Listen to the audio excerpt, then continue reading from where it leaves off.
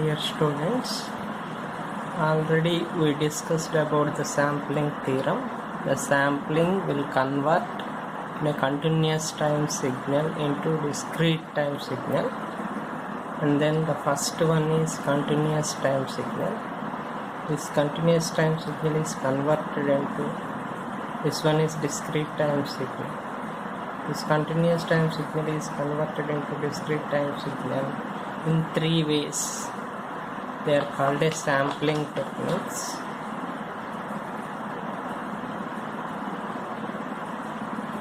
Okay, we have three types of sampling techniques. The first one is instantaneous sampling, and the second one is natural sampling, and third one is flat top sampling. There are three ways to sample the signal. The first one is instantaneous sampling. In instantaneous sampling, the sampling signal is the impulse train. This is the impulse train. This one is the impulse train or Dirac delta function. But it is impossible to generate this type of signal because it having a zero pulse width. This type of signal cannot be generated practically.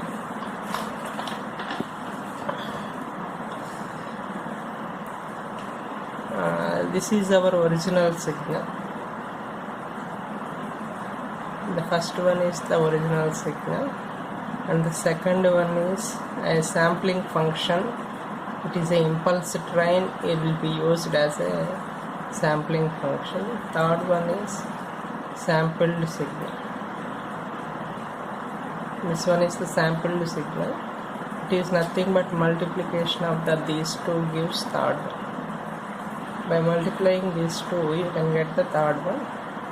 But it is impossible to generate an impulse train having pulse width 0.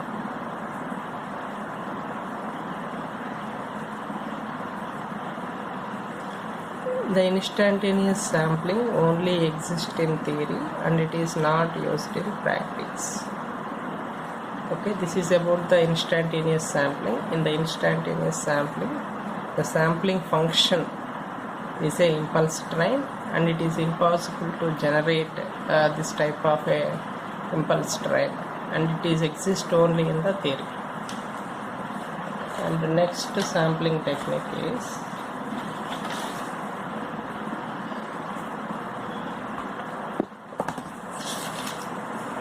natural sampling. The next sampling technique is natural sampling. In the natural sampling, it is a practical method for the sampling. In the natural sampling, the sampling function or the sampling signal is a pulse train. This is the pulse train, and this pulses is going to have a finite width. The width is tau. We are going to have a finite width. Therefore, in practice, it is practicable to generate this type of a pulse train. And already you know that this is original signal, and this is the sampling function or sampling signal. It is a pulse train, and the third waveform is sampled signal. This one is the sampled signal. The third waveform is sampled signal. It is simply a multiplication of the original signal and sampling signal. By multiplying these two, first two, we can get third one. Therefore, G of t equal to C of t into X of t. X of t into C of t equal to G of t.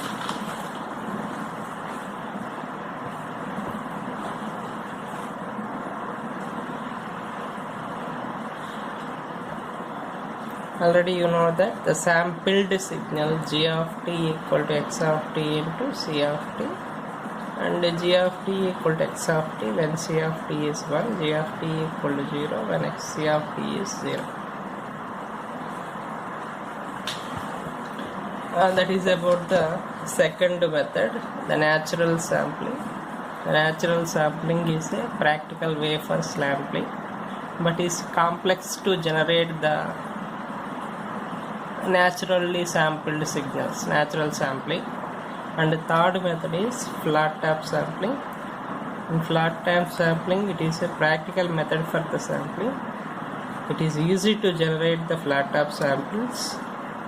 The sampling signal is a rectangular pulse tray, and here we are going to use a rectangular pulse type. The first one is original signal, and the second one is sampling signal or a sampling function. The sampling signal and sampling function both are same.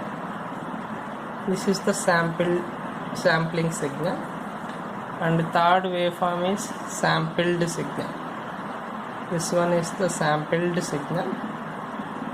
If you observe this sampled signal, the amplitude is constant. On the top you can see the amplitude is constant. Here also the amplitude is constant. That's why they are called a flat tap sampling. The top becomes flat. That's why it is called a flat tap sampling. The amplitude becomes constant. In flat tap sampling,